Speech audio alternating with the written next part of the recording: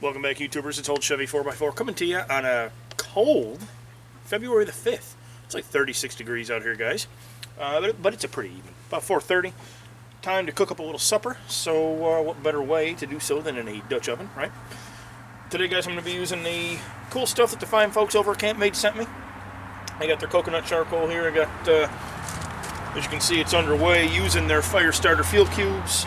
And I'll be using their lid holder, as well as their charcoal holder. Stick around. Starting to heat up. Go ahead and dump in. This is some salt pork. You could use a couple pieces of bacon. It'd be better to use thick cut, like slab bacon. Salt pork is basically just uncured. You know, it doesn't have the smoke. It's salt cured. Go ahead and stir that around in there. I've got, because salt pork comes in a container, it's short pieces. I've got about 6 short pieces in there, which would translate out to about 3 regular thick cut pieces of bacon, diced up.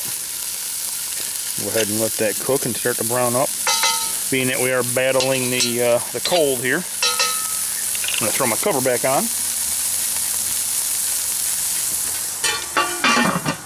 And I think I'm even going to grab a few coals and add them to the top because I had a few left over.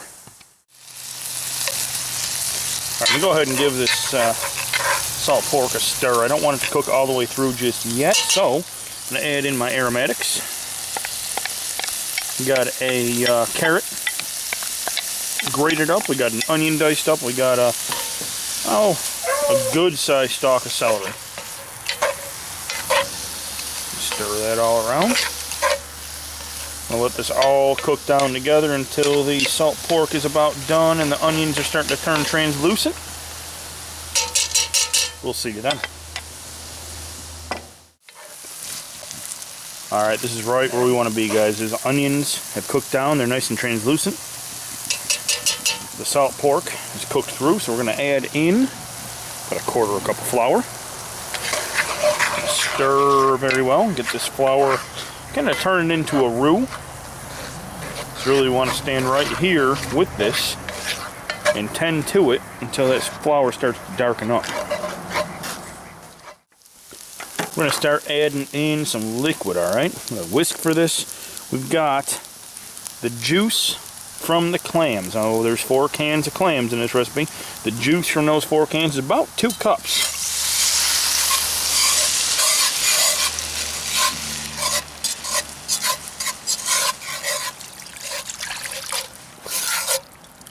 Get that stirred in there nice.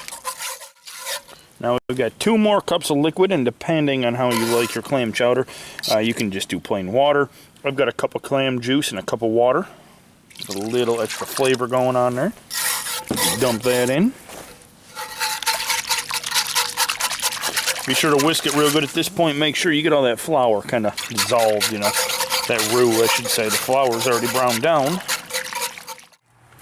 And we got about 4 or 5 potatoes diced up we're going to dump in here.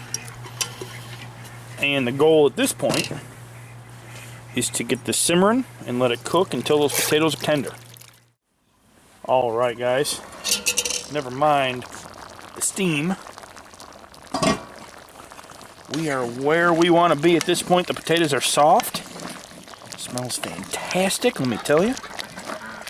I'm going to add in some more ingredients. We got some seasoned salt. I don't know, teaspoon and a half of that. Maybe closer to 2 teaspoons. Guys, I don't measure. Garlic powder. Going for, who knows, a teaspoon-ish of that. With some coarse ground black pepper. Dump that in there too. We're going to hit this one pretty heavy. Use my other hand, maybe you can see what I'm doing. How's that?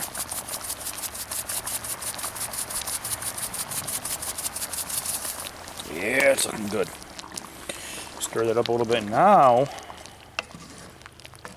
we're going to add in some light cream, or if you can't find light cream, such as I was not able to here, we'll use some half and half.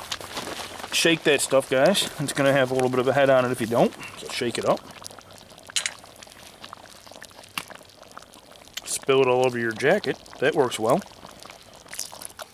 Stir that in well. We're going to bring this back to a boil. Just to a boil. Look at that. Get this all blended up nice and well.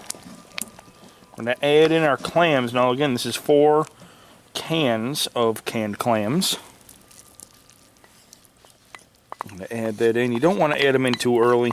A lot of recipes having you add them in like with the vegetables and whatnot. You don't want to do that because clams are, you know, they're a little chewy to begin with. And if you add them in and overcook them, you've got little pieces of rubber floating around in there and nobody wants that. But look at the color of that, guys. That looks fantastic. I'm going to go ahead and let this simmer again for just a little bit longer, but I think we are right on the road to where we want to be.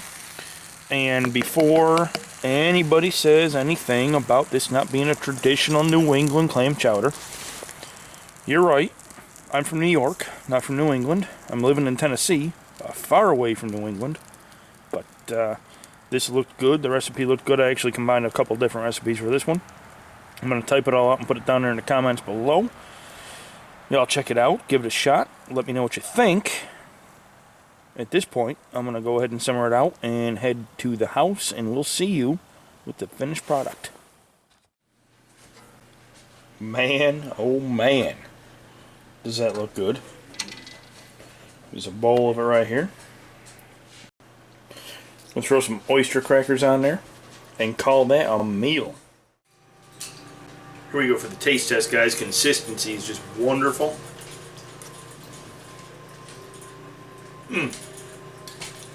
Oh, that's good.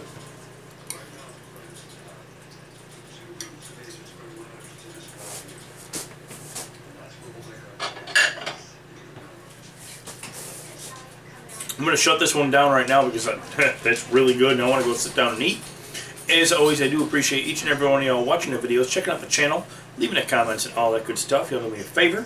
Stay safe, stop back, thank you for watching. Thank you, CampMaid. We'll see you next time.